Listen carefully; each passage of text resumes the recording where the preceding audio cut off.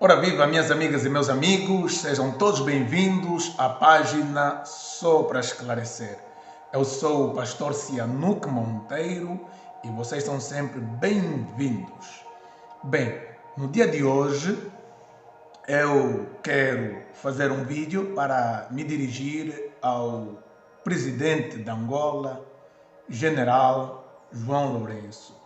Não sei se chamaria este vídeo de uma alerta, um recado, ou um aviso, ou uma exortação, mas eu gostaria de fazer uma certa abordagem sobre a situação que Angola está vivendo nesses últimos tempos. Bem, eu não vou entrar propriamente naquilo que são os pormenores do contexto político e social de Angola, mas eu queria partir do ponto de vista bíblico e teológico, já que eu me apresentei aqui como pastor.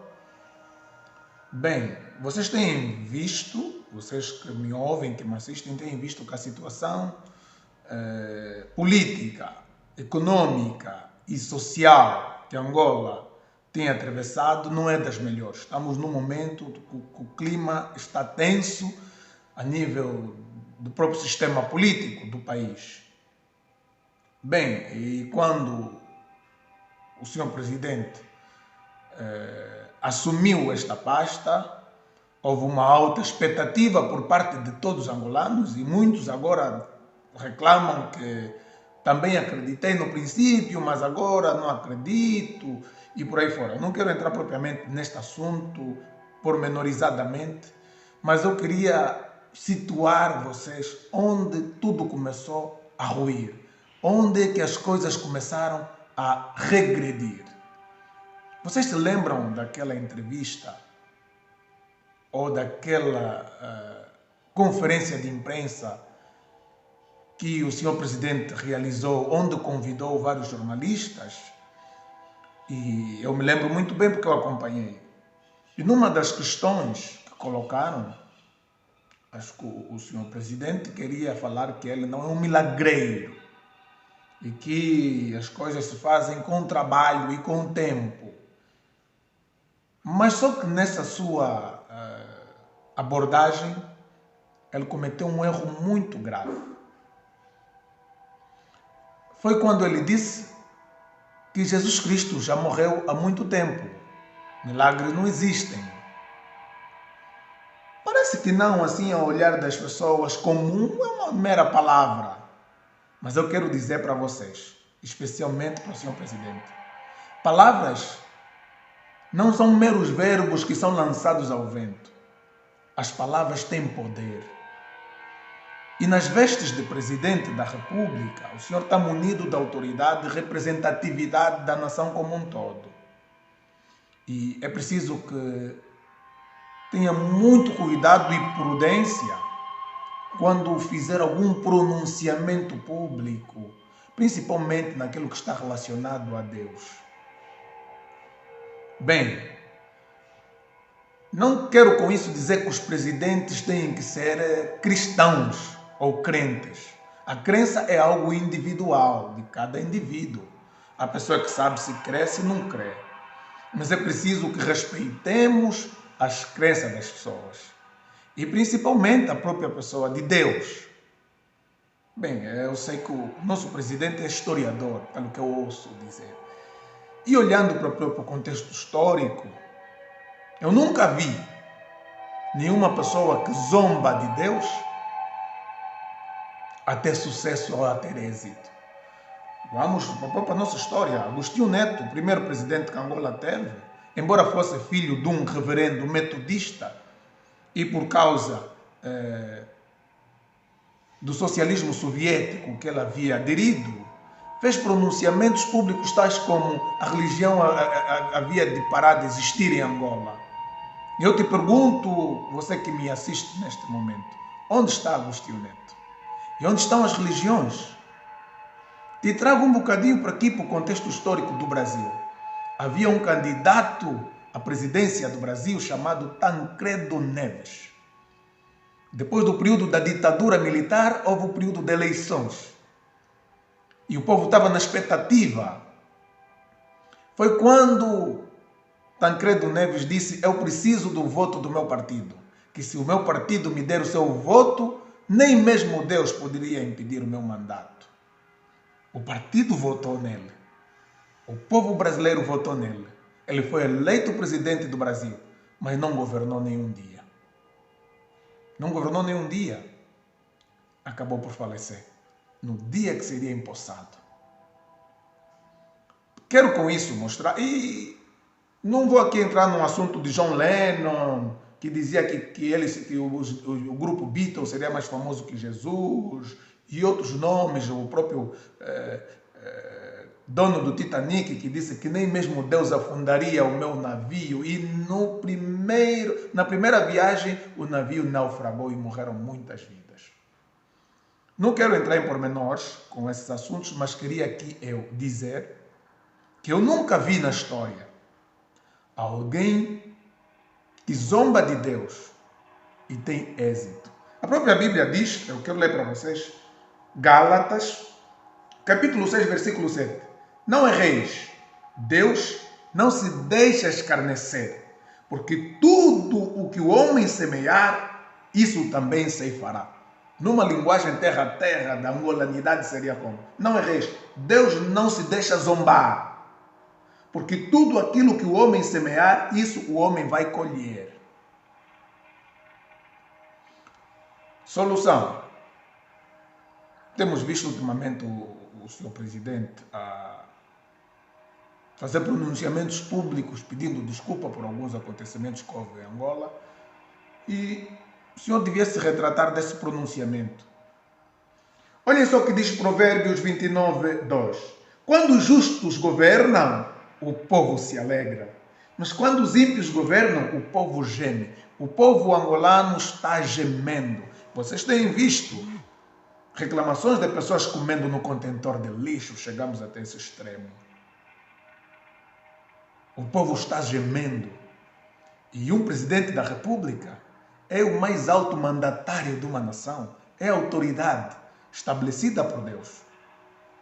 Quando digo aqui estabelecido por Deus, não quero dizer que todo o indivíduo que é presidente da República, de todos os países, vamos falar assim, é Deus quem colocou lá.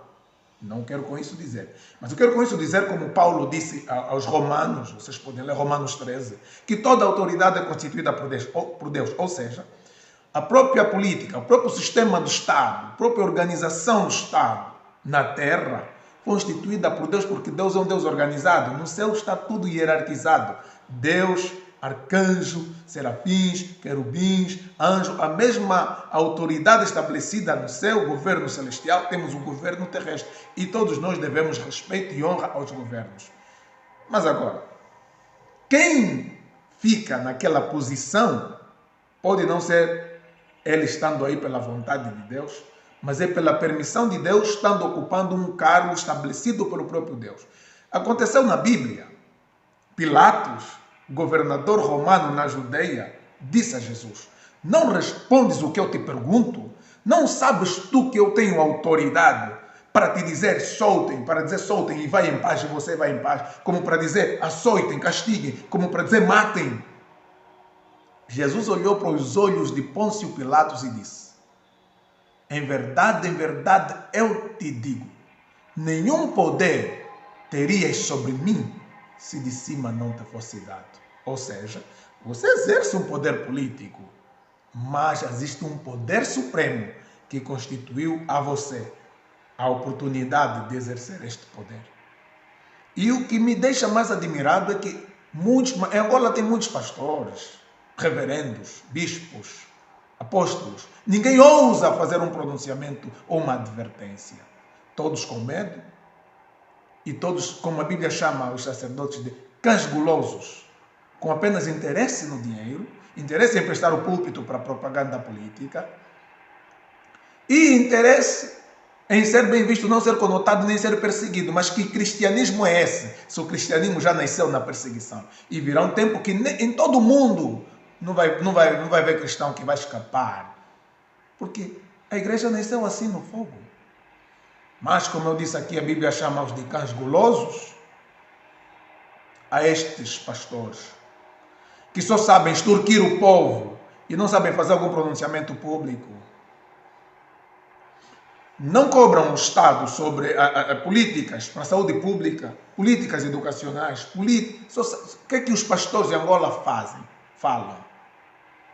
Até era bom se só falassem da palavra de Deus, mas o que acontece, estão a fazer o quê? Estão a extorquir o povo, enganando o povo com semanas, com meses de oração e jejum, cobrando dinheiro. Os profetas da nação, cadê os profetas que falam, se intitulam que são os profetas? Sabem profetizar sobre os presidentes de outros países, não sabem falar sobre a realidade do que se passa no nosso país. Eu não sou profeta, não vou dizer que eu sou profeta e vai acontecer tal coisa. Não. Sou um simples servo de Deus, comprometido com a sua palavra, com a verdade, com o evangelho. Mas que posso dizer, Nabucodonosor na Bíblia zombou de Deus, Deus humilhou. Está escrito na Bíblia, Deus exalta os humildes e abate os que se ensoberbecem. A competição no sistema político é próprio de qualquer democracia. Eu não quero aqui entrar nessa discussão. Lutem pelo poder, porque a própria política, o conceito de política diz que a política é a luta pelo poder. Quem está no poder vai lutar, vai usar todas as armas para se manter. E quem está na oposição vai lutar para conquistar o poder. Essa é a luta política que deve acontecer. Como eu disse aqui, os candidatos não precisam ser cristãos, mas precisam respeitar a crença do povo.